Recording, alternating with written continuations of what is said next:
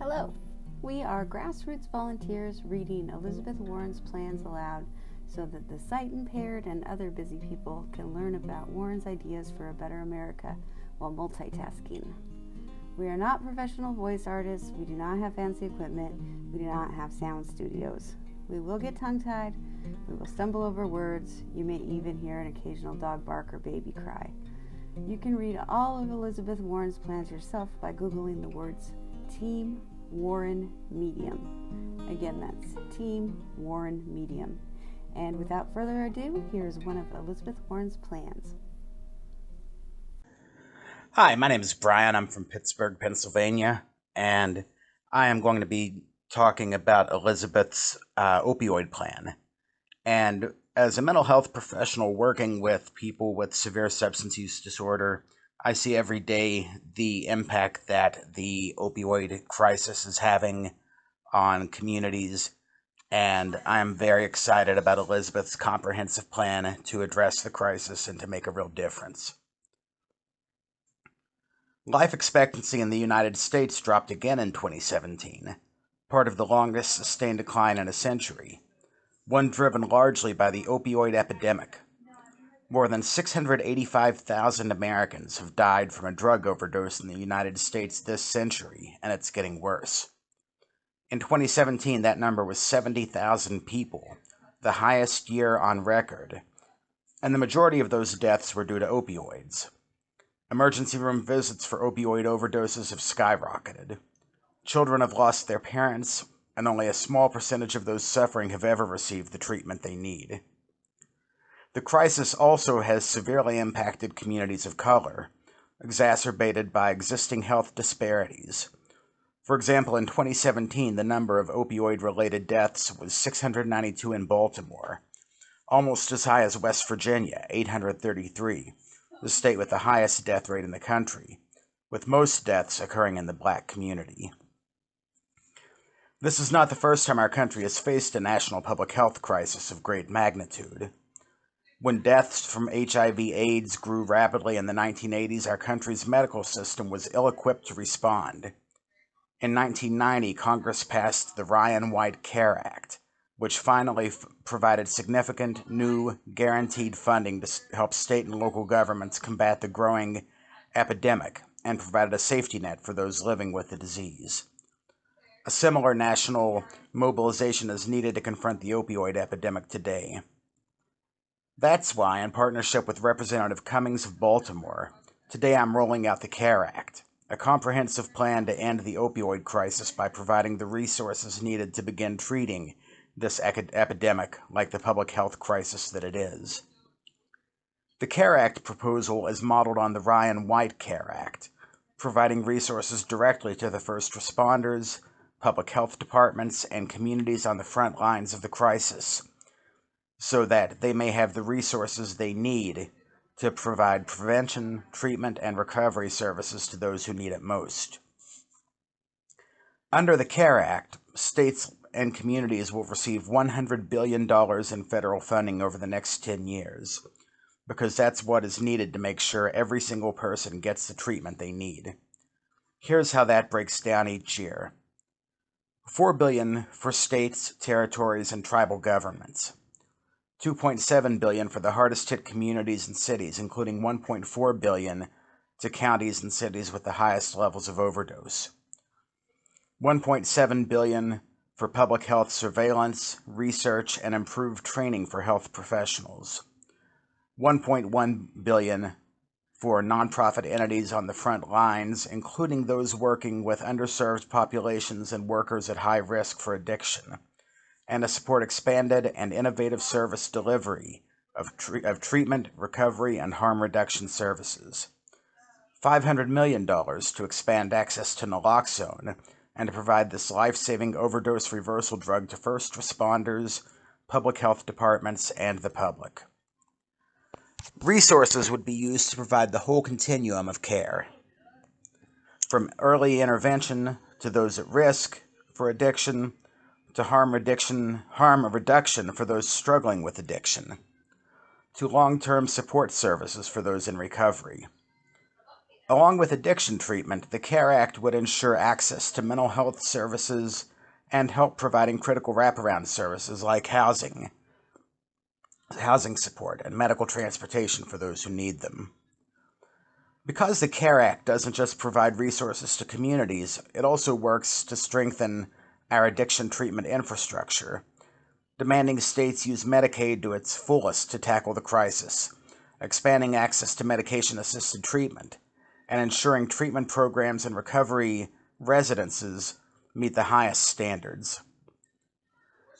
The ongoing opioid crisis is about health care, but it's about more than that. It's about money and power in America, who has it and who doesn't.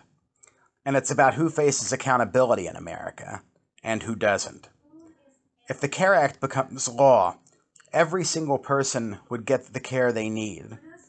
Scores of legislators in Congress have signed on to support this plan. The nation's top experts on the crisis stand behind it. It spells out in detailed terms exactly how funding would get to the communities that need it most. We should pass it. Not in 2 years, not after the 2020 elections, but immediately. If we don't, it will be because politicians who have spent years wringing their hands about the crisis aren't willing to do what's necessary to end it. Yes, getting everyone the treatment they need will cost money, but I have a plan to pay for it. My ultra-millionaire tax on the richest 75,000 families in America. Here's how it works. If you have more than $50 million, we're going to ask you to pay a tax of 2 cents per dollar on every dollar after your 50 millionth and first. It raises $2.75 trillion over the next 10 years, enough to pay for my plans to cancel student loan debt and provide free universal college, fully fund universal child care, and end the opioid epidemic. And guess what? We'd still have nearly $1 trillion left over. Too many folks in Washington care more about protecting the wealthy from paying their fair share than they do about solving these kinds of urgent national problems. I want to change that. This week I'll visit Kermit, West Virginia, a small town located along the Kentucky-West Virginia border. Kermit has been hard hit by the opioid epidemic, and not by accident. Over a period of just a few years, this town of only 400 people was flooded with approximately 13 million prescription opioid pills, all delivered to a single pharmacy. That's more than 30,000 pills per resident. The company shipping these pills repeatedly disregarded requirements to report suspicious patterns of behavior, and the State Board of Pharmacy failed to enforce its own rules. Now Kermit is fighting back with a lawsuit against the pharmacy and the 5 wholesale drug distributors who exacerbated the crisis. It's just one of many similar lawsuits lodged by towns, counties, and states across the country, and I hope they win. But the fact that any of this happened in the first place speaks to something that is rotten in our system. Here's the truth. Fueling addiction is big business. The 5 companies being sued by Kermit earned $17 billion shipping prescription opioids to West Virginia during the period in question, and their CEO took home millions in bonuses and pay. This crisis has been driven by greed, pure and simple. If you don't believe that, just look at the Sackler family. They own Purdue Pharma, a privately held pharmaceutical company. Started by 3 brothers in the 1950s, the Sacklers grew their company into an empire and got very rich along the way. Their children continued in the family business. Several served on the company's board. They're billionaires. They own mansions around the world. Entire wings of museums in New York and London have been stamped with the family name. But here's the thing. The Sacklers made their money pushing OxyContin. Pushing it, even as study after study demonstrated its addictive potential. Even as hundreds of thousands of Americans died. And how did the Sackler family react? They tried to increase their profit by opening a network of for-profit recovery centers to treat the very same health crisis they were fueling. The opioid epidemic teaches us that too often in America today, if you have money and power, you can take advantage of everyone else without consequence. I think it's time to change that. Under my opioid plan, billionaires like the Sacklers wouldn't get to live the high life, while only 1 out of 5 folks who need opioid treatment get the help they need. Instead, they would pay to help make sure that every single person gets the care they need. Under my Corporate Executive Accountability Act, executives of major companies that deliberately hurt people through criminal negligence, for example by dumping mountains of highly addictive pills into towns like Kermit to make a quick buck, don't just pay a fine, they face real criminal penalties. Real structural change to address the crisis is going to take new leadership in Washington. Leadership that will hold business executives that cheat and defraud and addict people responsible for their criminal acts. Leadership that requires the Sacklers and their heirs to pay a bit more to clean up the mess they caused. That's the America we deserve.